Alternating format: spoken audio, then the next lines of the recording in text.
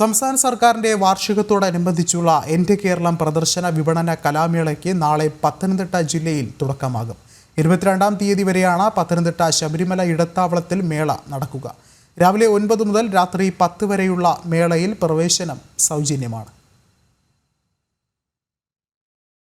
രണ്ടാം പിണറായി സർക്കാരിന്റെ 4ാം വാർഷികത്തോടനുബന്ധിച്ച് എല്ലാ ജില്ലകളിലും നടത്തുന്ന എൻ്റെ കേരളം മേളയ്ക്ക് നാളെ പത്തനംതിട്ട ജില്ലയിൽ തുടക്കമാകും.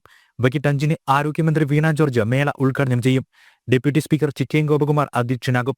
ശബരിമല ഇടത്താവളത്തിൽ നടക്കുന്ന മേളയിൽ സർക്കാർ വകുപ്പുകളുടെയും പൊതുമേഖലാ സ്വയംഭരണ സ്ഥാപനങ്ങളുടെയും ശീതീകരിച്ച 186 സ്റ്റാളുകളുണ്ട്. 71,000 ചതുരശ്ര അടി പവലിയനാണ് മേളയ്ക്കായി ഒരുങ്ങുന്നത്. 45,000 ചതുരശ്ര അടിയാണ് സ്റ്റാളുകൾക്കുള്ളത്. ഓരോ സ്റ്റാളും 65 ചതുരശ്ര അടി വീതമുണ്ട്.